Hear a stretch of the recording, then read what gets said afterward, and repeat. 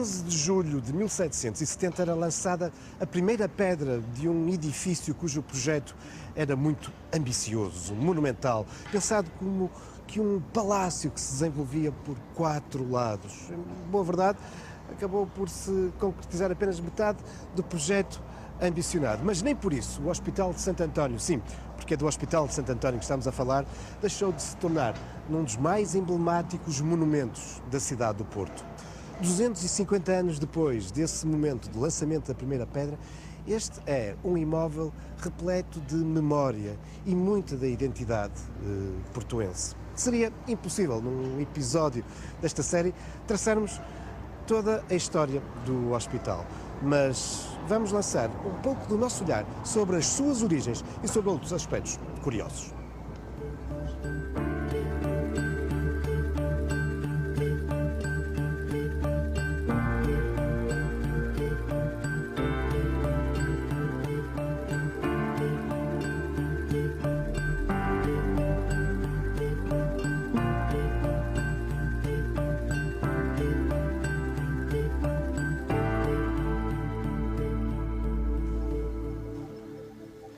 A história da assistência hospitalar no Porto recua pelo menos à Idade Média.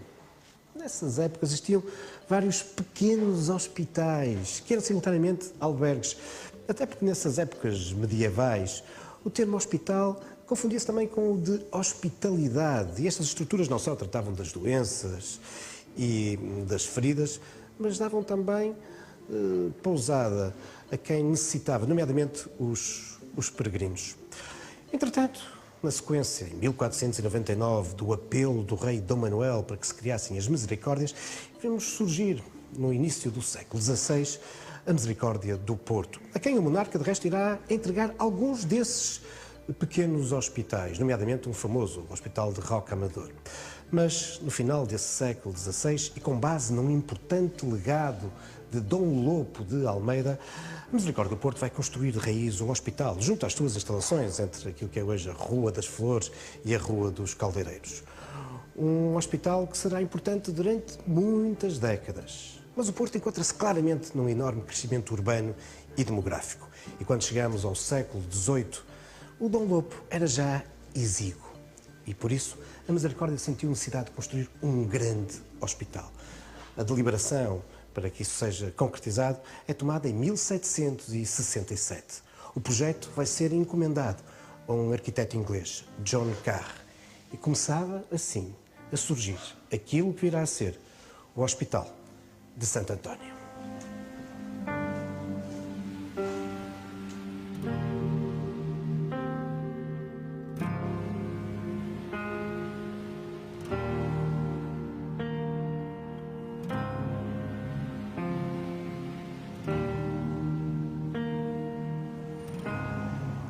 A escolha inicial para a construção do Hospital de Santo António recaiu nos então arrabaldes da cidade em São Lázaro, onde de resto a Santa Casa da Misericórdia possuía já algumas estruturas.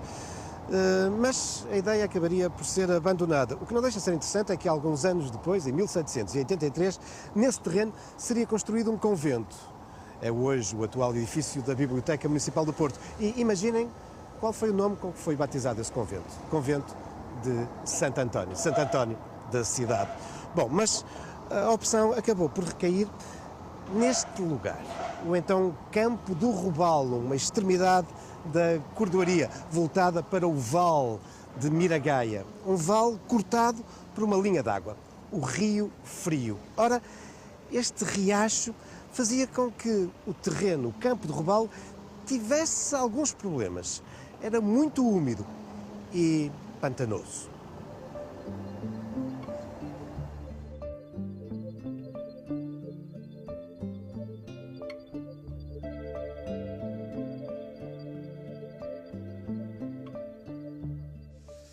Ora, esta adversidade do Campo do Robalo, de ser um terreno pantanoso, cruzado pelo Rio Frio, vai ser, no entanto, revertido no projeto de John Carr. Ele vai utilizar o rio como algo de apoio ao hospital. Afinal, o hospital podia socorrer dessa linha d'água para algum abastecimento, para utilizá-lo e utilizou-o durante muito tempo como uma forma de escoar as águas sujas. Ou até, no caso de uma calamidade, de um incêndio, haver um sítio onde rapidamente se pudesse ir buscar água. Ora, para conseguir canalizar o Rio Frio, João Carre concebeu uma série de túneis e de subterrâneos, onde ainda hoje, embora por vezes entre grandes tubagens, continua a correr o Rio Frio. Outros destes túneis são hoje usados para espaços técnicos do hospital.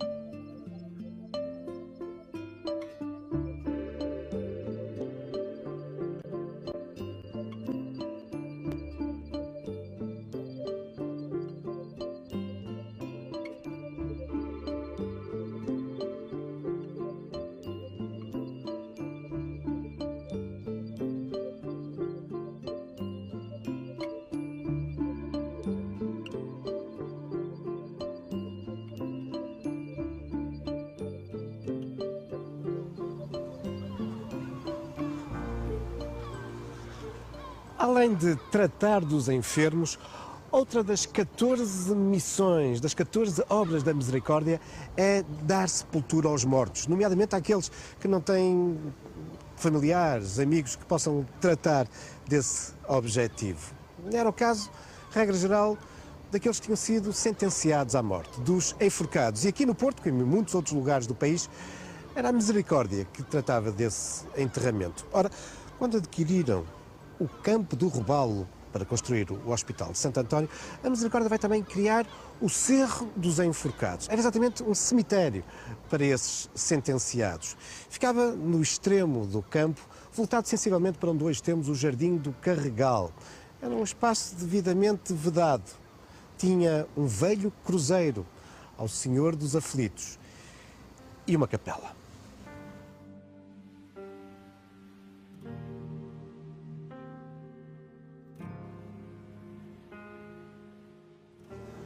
Mais tarde, nomeadamente com o fim da pena de morte e dos enforcados, com o fim da necessidade de um cemitério para os enforcados, a Misericórdia acabou por transferir a capela para o interior do recinto do hospital. Mas a memória dos enforcados permanece bem viva até hoje, uma vez que nesta capela foram também aqui trasladados os ossos, os restos que ainda existiam no cemitério dos enforcados. Mas há uma outra alteração. O cruzeiro do Senhor dos Aflitos, que até aí estava no exterior, passa também para o interior. Não o cruzeiro, mas a sua imagem. Podemos aqui observar que, de facto, se trata de uma imagem muito antiga, de tradição medieval. O Senhor dos Aflitos, que de resto virá a suscitar uma enorme devoção por muitos dos pacientes do hospital. Conta-se até a história daquele doente que se apegou de tal forma ao Senhor dos Aflitos que fez uma promessa. Se visse curado do mal, da doença que o tinha feito vir para o hospital, ele doaria ao Senhor dos Aflitos, isto é, à Misericórdia do Porto e ao seu hospital, o seu peso em prata. E cumpriu.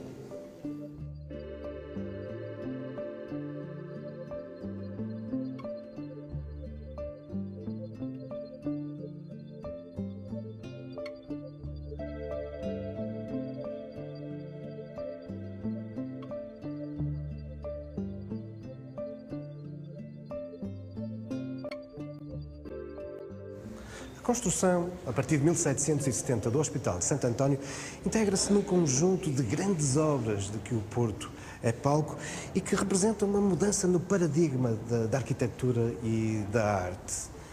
É, de facto, com edifícios como o Hospital de Santo António, a Alfândega Nova, o edifício da atual reitoria da Universidade do Porto, o quartel de Santo Ovídio e a feitoria inglesa, que nós vemos surgir, então, a arquitetura palladiana, o neoclássico. E é feito muito por influência dos ingleses, da forte comunidade inglesa no Porto, nomeadamente do seu cônsul, John Whitehead, e da influência que ele tinha sobre o todo-poderoso governador do Porto, João de Almada. Isto porque o neoclássico vem, de facto, claramente de Inglaterra.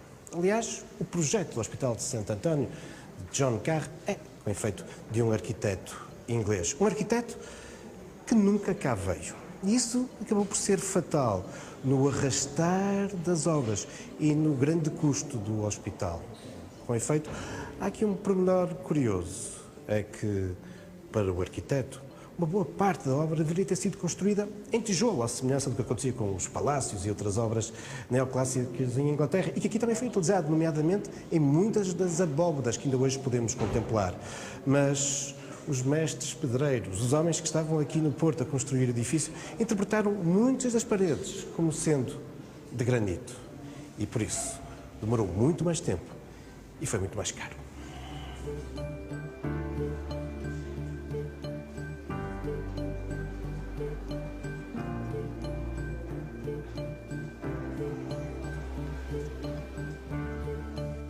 Não foi, contudo, nada fácil a construção do Hospital de Santo António. A edificação iria arrastar-se por muitos anos, não só devido aos problemas do terreno, mas também devido a motivos financeiros. A Misericórdia tinha clara consciência disso. E numa ata de 1769, é mesmo assumido que não poderá a Misericórdia dispor para as obras do hospital mais de 2 contos de réis por ano. Quantia, que é suposto limitada, é contudo suficiente para incitar os ânimos de devotos a concorrerem com as suas esmolas. Sim, os devotos, os beneméritos iriam ser fundamentais. Prova disso é que nesse mesmo ano de 1769, quando a Misericórdia adquire o terreno, gasta mais de 5 contos de réis e tinha pago 500 libras esterlinas ao arquiteto inglês.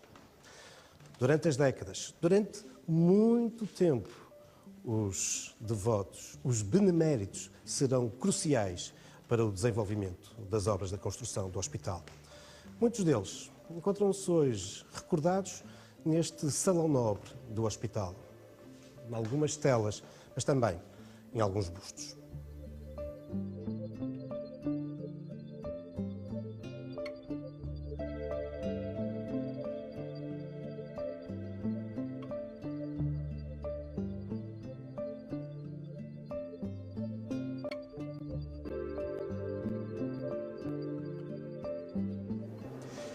E assim o dinheiro ia surgindo, e era bem necessário, até porque em 1795, ou seja, 25 anos depois do lançamento da primeira pedra, estimava-se que ainda eram necessários 2 milhões de cruzados para conseguir concluir as obras do hospital. E era também uma obra premente. De facto, por exemplo, 4 anos depois, em 1799, a situação do velhinho Hospital Dom Lopo era verdadeiramente calamitosa. Rebentava literalmente pelas costuras. Mas nenhum paciente tinha espaço para entrar no hospital. E por isso, nesse ano de 1799, e porque a ala sul do hospital estava já concluída, decidiu-se que para aqui se iriam mudar os primeiros pacientes. Tal ocorreu no dia 19 de agosto de 1799. Foram 150 mulheres, foram transportadas em padiolas, em cadeirinhas. E assim, o Hospital de Santo António recebia os seus primeiros doentes. Mas as obras continuavam e continuariam, e também com alguma dificuldade, até pela instabilidade política e financeira do país nos anos seguintes. Por exemplo, logo no início do século XIX, temos as invasões francesas, depois a Revolução Liberal. E só em 1824, finalmente, se encerrava o Hospital Dom Lopo e a cidade ganhava definitivamente este enorme hospital.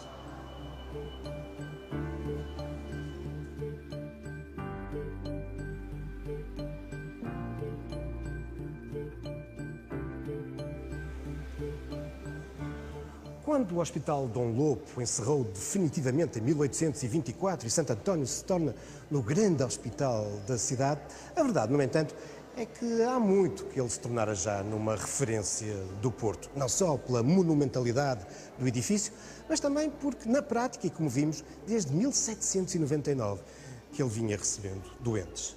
Santo António era um nome incontornável do Porto. Mas Porquê Santo António? Porquê a escolha deste santo como patrono do hospital? Bom, tudo resultou de uma eleição promovida no seio da Misericórdia do Porto. A mesa colocou 4 possibilidades: Santo António, São José, São Sebastião e São João de Deus. E, na votação, de imediato, a escolha recaiu sobre Santo António. Mas, curiosamente, e porque muitos dos responsáveis da Misericórdia, incluindo o seu provedor, se chamavam António, entendeu-se, até por uma questão de transparência, que o ideal seria fazer uma segunda eleição. A votação fez-se e, uma vez mais, a escolha recaiu sobre Santo António. Santo António tinha vindo para ficar.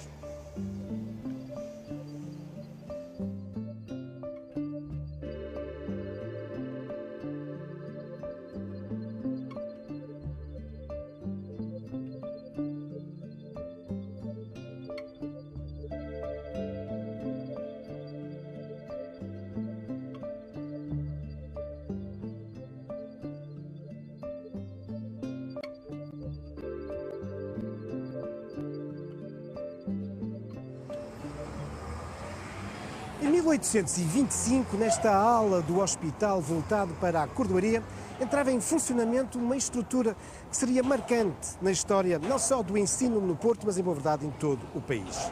Começava aqui a funcionar a Régia Escola de Cirurgia. Estará na origem daquela que há de ser depois a Escola Médico-Cirúrgica do Porto, a atual Faculdade de Medicina da Universidade do Porto. Desde os finais do século XIX, que ela aqui não se encontra, mas as marcas na memória e patrimoniais são ainda bem evidentes, incluindo, bem lá no alto, a imagem de Esculápio, o deus grego da medicina.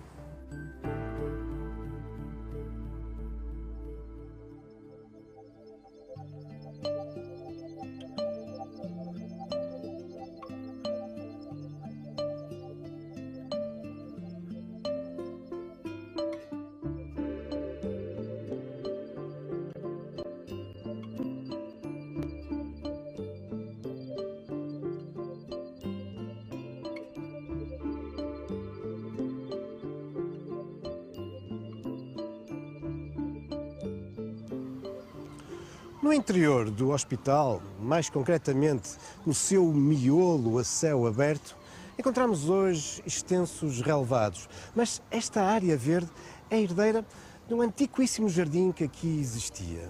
Um jardim que teve uma grande importância na vida deste hospital, porque durante muito tempo, em boa verdade, era um horto farmacêutico. Aqui se tratavam e cuidavam uma série de plantas que tinham depois aplicação médica e farmacêutica. E por isso eram zeladas e tratadas pela botica do hospital.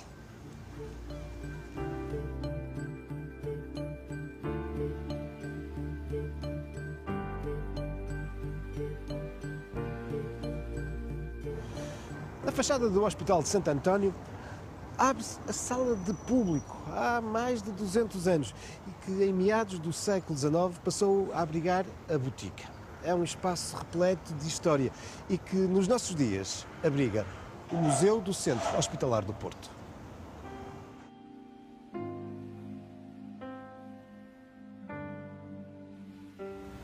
A botica, isto é, a farmácia do Hospital de Santo António, foi criada em 1808. Em boa verdade, ela vinha transferida do velho Hospital Dom Lopo.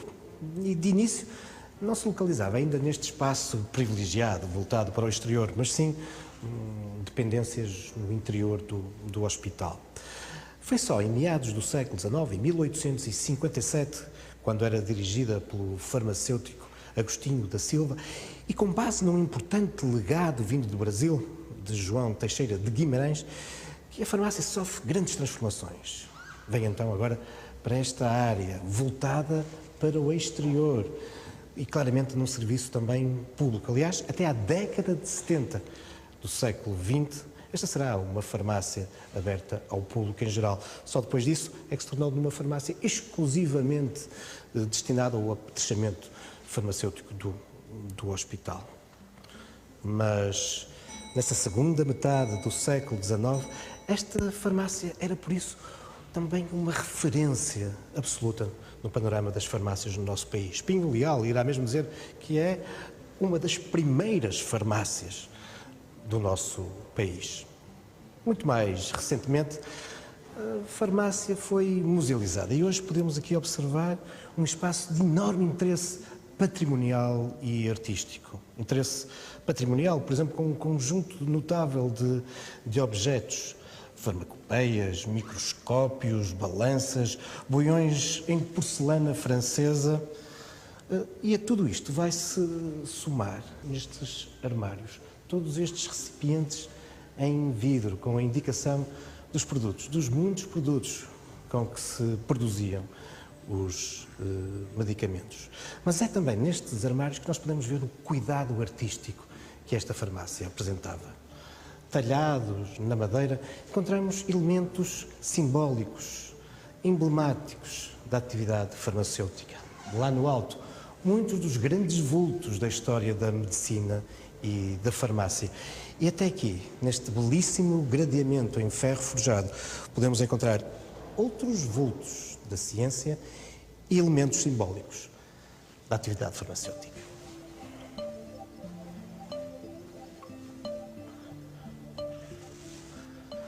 No Museu do Centro Hospitalar do Porto há uma outra farmácia, de um outro hospital. O Hospital Joaquim Urbano ficou popularmente conhecido como o Hospital Goelas de Pau. Foi fundado em 1884, numa, quase diria, rara medida preventiva no nosso país. As notícias de uma forte epidemia de cólera em França e em Espanha fez com que as autoridades aqui no Porto criassem um hospital provisório, temendo que essa epidemia cá chegasse. Um hospital provisório que irá durar todo esse final do século XIX, século XX e chegou até aos inícios deste nosso século XXI. Um hospital que sempre se destacou no tratamento e na investigação das doenças infecciosas. E por isso a sua farmácia era também um lugar fulcral, importantíssimo, com imensos produtos, alguns perfeitamente habituais. Habituámos a ouvir alguns destes nomes, como o bicarbonato de sódio, o de potássio, mas temos também aqui alguns produtos um pouco estranhos, por exemplo, as raspas de ponta de veado ou estes insetos, as cantáridas. É verdade, era também com produtos como estes que se faziam os medicamentos.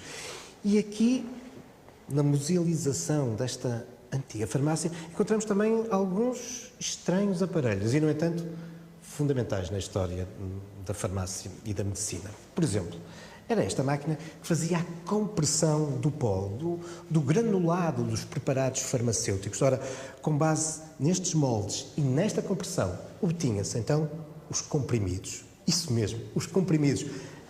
É esta a máquina que está na origem dessa tão habitual designação que nós damos às pastilhas, os comprimidos. E por aqui percebemos também da importância que este Hospital Joaquim Urbano teve. Uma longa história, um rico património, mas isso são já outros factos, também algumas lendas, futuros caminhos da história.